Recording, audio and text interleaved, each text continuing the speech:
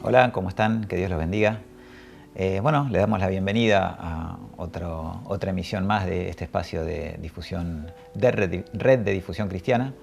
Y los invito a compartir un pasaje de la Biblia. Vamos a compartir dos pasajes, pero vamos a arrancar con el primero, que está ambos en el Evangelio de Lucas, capítulo 22. Lucas 22. Vamos a leer primero a partir del versículo 54.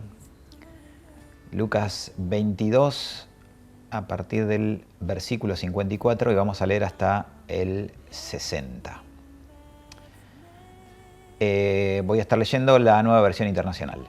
Dice: prendieron entonces a Jesús y lo llevaron a la casa del sumo sacerdote. Pedro lo seguía de lejos. Pero luego, cuando encendieron una fogata en medio del patio y se sentaron alrededor, Pedro se les unió. Una criada lo vio allí sentado a la lumbre, lo miró detenidamente y dijo: «Este estaba con él». Pero él lo negó. «Muchacha, yo no lo conozco». Poco después lo vio otro y afirmó: «Tú también eres uno de ellos». «No, hombre, no lo soy», contestó Pedro. Como una hora más tarde, otro lo acusó: «Seguro que este estaba con él, miren que es Galileo». «Hombre, no sé de qué estás hablando», replicó Pedro. En el mismo momento en que dijo eso, cantó el gallo. El Señor se volvió y miró directamente a Pedro. Entonces Pedro se acordó de lo que el Señor le había dicho: «Hoy mismo, antes de que el gallo cante, me negarás 3 veces». Y saliendo de allí, lloró amargamente. Bueno, es una historia muy conocida de la Biblia, la famosa negación de Pedro. Pero ¿cómo entendemos esta negación de Pedro, ¿no? ¿Desde qué lugar entendemos esta negación? ¿Por qué? Porque es muy interesante pensar que esta negación de Pedro aparece, como pocas historias, en los 4 evangelios.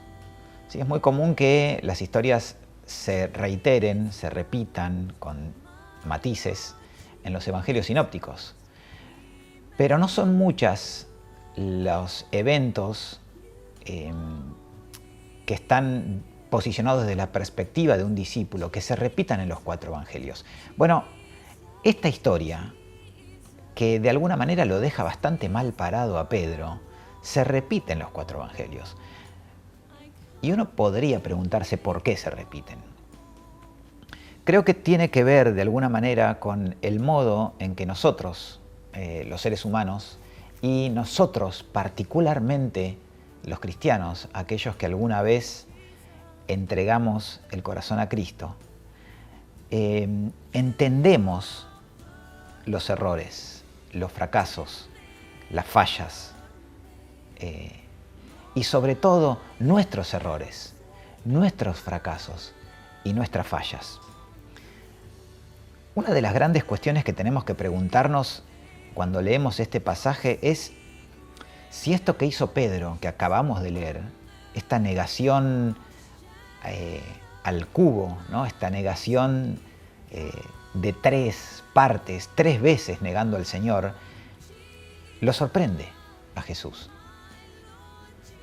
Una de las cuestiones que tenemos que preguntarnos es: Jesús, cuando llamó a Pedro y le dijo sígueme, cuando lo encontró pescando, cuando le dijo te voy a hacer pescador de hombres, seguime, Jesús cuando dice que sobre esta piedra que representa el nombre Pedro edificaré mi iglesia, Jesús sabía que Pedro iba a negarlo. Jesús sabía en el momento en el que llama a Pedro que Pedro iba a negarlo 3 veces. El Señor ignoraba que Pedro iba a caer en tal circunstancia, en tal ignominia, en tal terrible pecado. Bueno,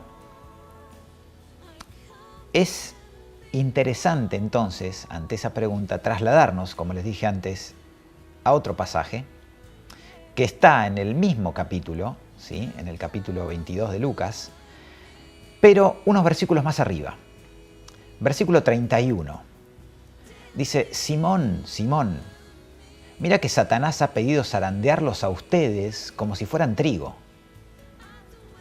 Pero yo he orado por ti para que no falle tu fe. Y tú, cuando te hayas vuelto a mí, fortalece a tus hermanos. Versículo 33 dice: Señor, respondió Pedro, estoy dispuesto a ir contigo tanto a la cárcel como a la muerte. La respuesta de Pedro, ¿no?, ante lo que el Señor le acaba de decir.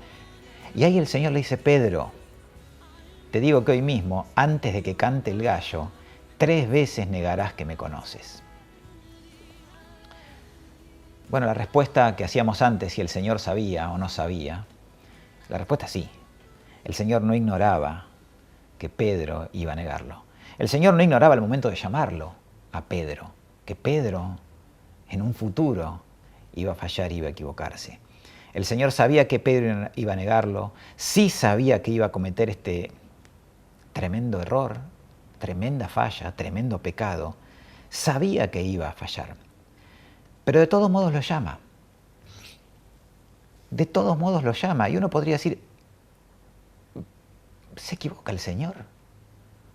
¿Por qué llama a una persona que de antemano él sabe que va a negarlo y que va a equivocarse?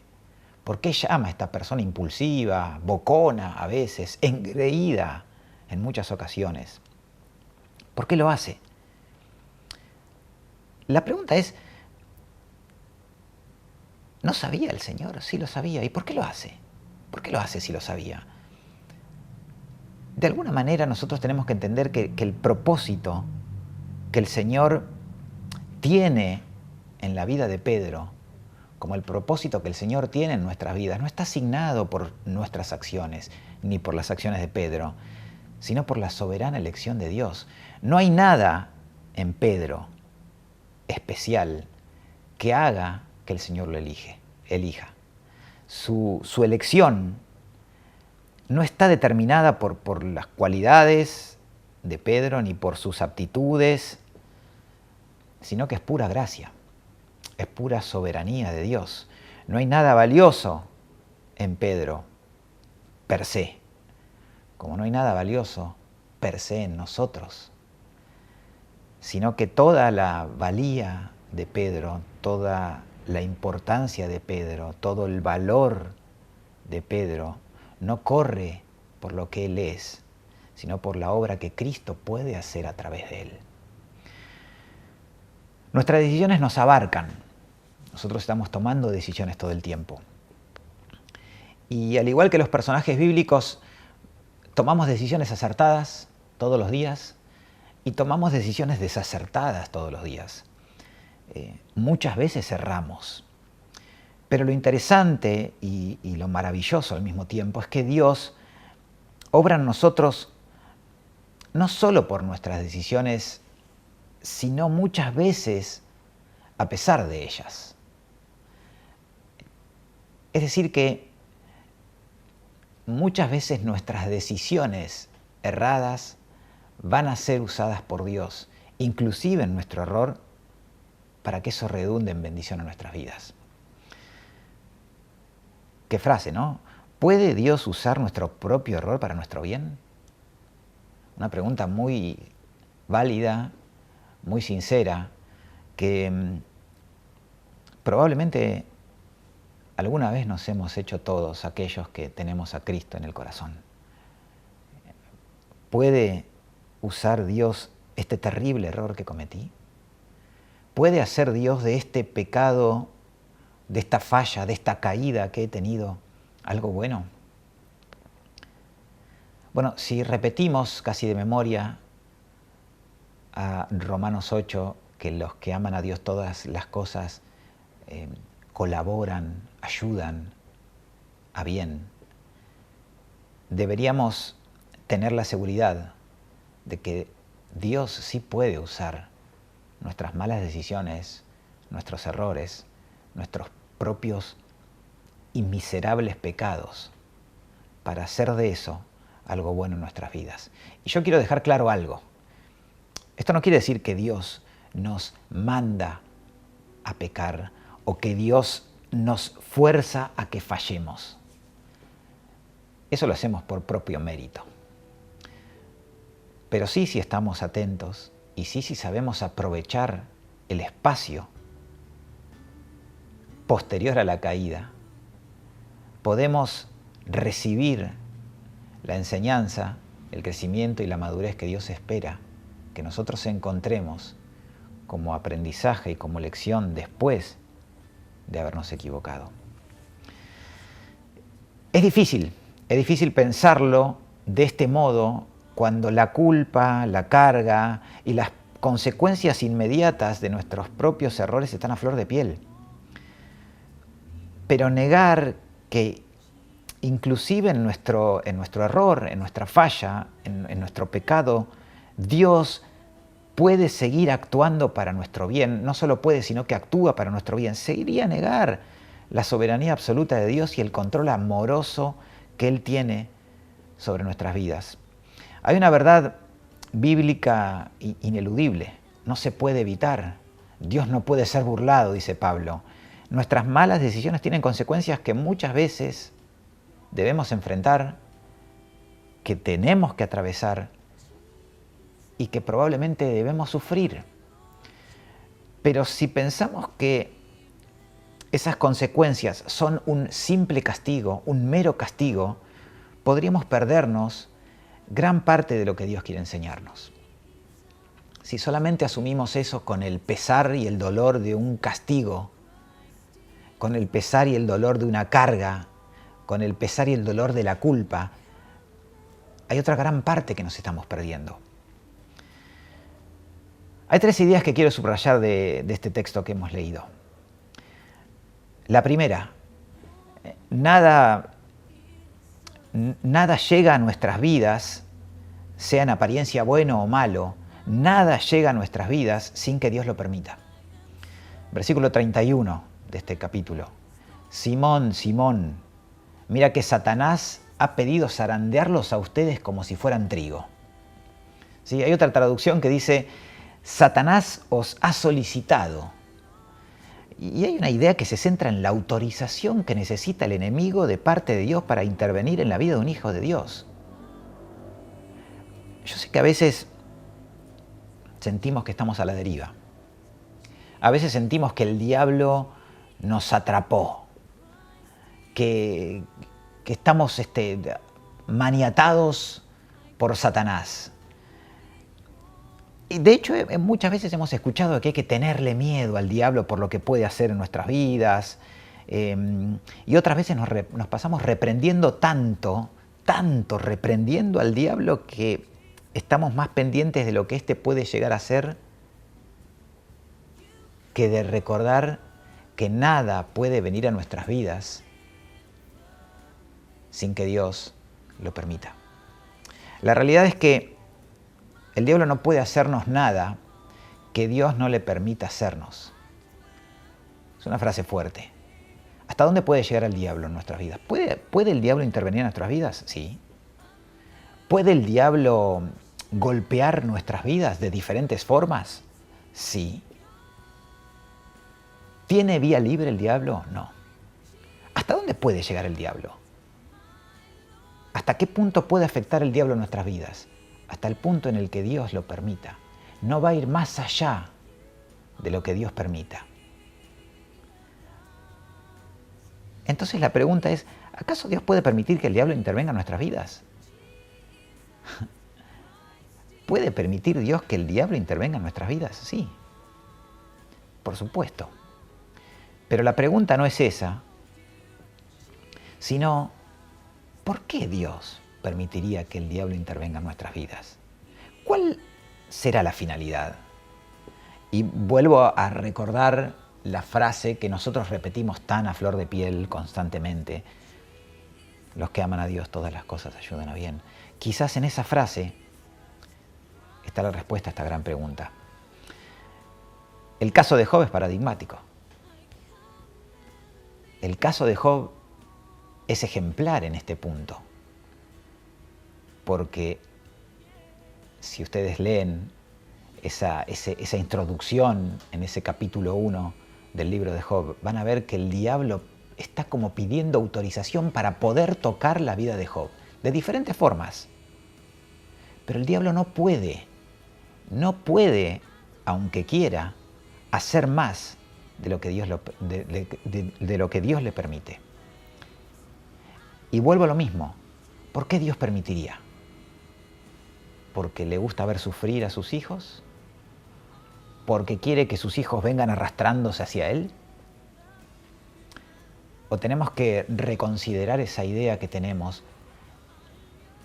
Dios es un Dios de amor, un Dios amoroso, que si permite cosas en nuestras vidas, hay una razón, hay una finalidad, hay un propósito.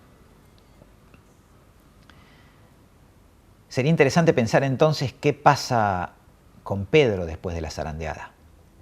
¿Qué pasa con Pedro después de esta zarandeada? Ese Pedro predicando en el libro de los Hechos, ¿es el mismo Pedro de acá? Segunda cosa que quiero subrayar. Versículo 32 dice, pero yo he orado por ti para que no falle tu fe. Y cuando te hayas vuelto a mí, fortalece a tus hermanos. Uno acá tranquilamente podría preguntarse, ¿por qué el Señor no le evita a Pedro pasar por ese terrible trance de ser zarandeado? Si el diablo le solicitó zarandear a sus discípulos como a trigo, ¿por qué simplemente no le dijo, no, diablo, no vas a tocar, son mis hijos, no te permito, no vas a tocarlos? Y lo otro aún más interesante, el Señor no ora para que no le duela la zarandeada. El Señor no ora o no intercede para que no la pase tan mal en ese proceso. El Señor ora, y cito, para que tu fe no falle, para que no falte la fe. Y luego le asigna un propósito, fortalece a tus hermanos. Algo así como, Pedro, sé que te vas a equivocar, sé que vas a fallar y que eso va a doler y que eso va a traer consecuencias en lo inmediato, pero te va a servir, porque tu error lo puedo tornar en crecimiento y madurez en tu vida, de modo tal que sirvas a otros, de modo tal que reconfortes a tus hermanos, de modo tal que seas de bendición para vos y para los que te rodean. Pero claro, en el momento del trance, todo lo que importa a veces es el dolor. En el momento de la culpa, de por qué hice lo que hice, lo único que hay sobre nosotros es esa idea de condena. Somos responsables de nuestro pecado absolutamente. Ahora, ¿puede Dios inclusive trabajar con nosotros en ese pecado, en esa falla, en esa caída? Absolutamente. A veces, o no a veces, sino siempre hay que estar muy atento a cómo se mueve Dios en esos espacios de dolor y de incertidumbre en nuestras vidas. Lo tercero que quiero decir es que la zarandeada, es necesaria. ¿Qué era zarandear el trigo? No sé si ustedes saben lo que era zarandear el trigo.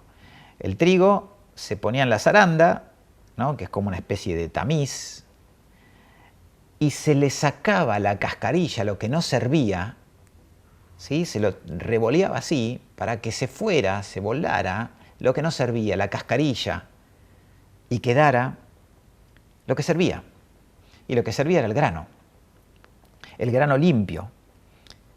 Y ese grano era el que se debía cultivar para que diera fruto. Si no se zarandeaba el trigo, no se sembraba, no se cultivaba, no se comía. Si el trigo no pasaba por esa zarandeada, no se limpiaba. ¿Cuál era la cascarilla de Pedro? ¿Cuál es la cascarilla que a veces nosotros tenemos? Bueno, él mismo la evidencia en la respuesta que tiene. Creo que Pedro tenía una carga muy importante de ego. Creo que confiaba demasiado en sí mismo. Fíjense lo que dice el versículo 33. Señor, respondió Pedro, estoy dispuesto a ir contigo tanto a la cárcel como a la muerte. La boqueó. Pedro boqueó de más. Esa respuesta es evidencia pura de lo que hay que sacar en la vida de Pedro. Y que el Señor lo ve para que quede la semilla y para que esa semilla dé fruto. La cascarilla que tiene Pedro es algo así como un punto más alto de crecimiento o de mirada sobre sí mismo. Pedro quizás pensaba que era fuerte en sí mismo. Pedro se la cree un poco. Y hasta quizás piense que ya está en otro nivel. Bueno, yo pertenezco al círculo íntimo, yo estuve en la transfiguración del Señor, yo estuve cerca de Él cuando... Yo estoy cerca de Él, soy de los que ya no necesito, ya estoy en otro nivel, hace tantos años que soy creyente, yo ya soy líder, yo ya soy pastor, yo ya soy... Así que Señor, si tengo que ir a donde sea, voy a ir. Probablemente Pedro confiara demasiado en sí y Pedro creyera que el Señor lo eligió por sus aptitudes, por sus cualidades, por su valentía, por su elocuencia, por su capacidad intelectual, porque era lindo. Y a veces nos pasa eso a nosotros. Y el Señor parece querer hacerle entender que la elección, que su elección, como nuestra elección, nunca dependió de quién era Él, como no depende de quiénes somos nosotros, por nosotros mismos. La elección de Pedro nunca dependió de quién es Él por sí mismo, sino de quién es Él por el poder de Dios. Y quién puede o quién podía llegar a ser Él a través de la obra del poder de Dios. Y como dije antes, lo mismo nos pasa a nosotros. Nuestras decisiones muchas veces son erradas. Pero si no somos capaces de ver la gracia divina en medio de las consecuencias funestas que estas decisiones nos causaron, viviremos penando errores, viviremos cargando culpas, viviremos en una condena constante. Por eso Pedro se va y llora amargamente. Esa amargura que al menos yo personalmente la puedo entender absolutamente. Cargado de amargura, Pedro hasta inclusive se retira y vuelve a pescar y todos sabemos lo que pasa después, ¿no? Si miramos la historia del pueblo de Dios, veremos que a pesar de las malas decisiones, Dios siempre llevó a buen término a ese pueblo que Él había elegido. Si bien es cierto que pasaron 40 años en el desierto, el plan de Dios para ellos siempre se mantuvo firme. Si actuamos fuera del carácter de Dios y tomamos decisiones que afectarán nuestro camino, el Señor va a usar ese dolor, esa corrección, esas consecuencias para traernos de nuevo hacia Él y para que se saque, se quite esa cascarilla que muchas veces no sale, sino mediante zarandeadas. El Pedro engreído y hasta quizás soberbio que aseguraba dar la vida por el Señor, necesitaba ser confrontado con la verdad de que no son nuestras cualidades las que nos hacen aptos para el reino de Dios, sino el poder y la gracia de Dios actuando en nosotros.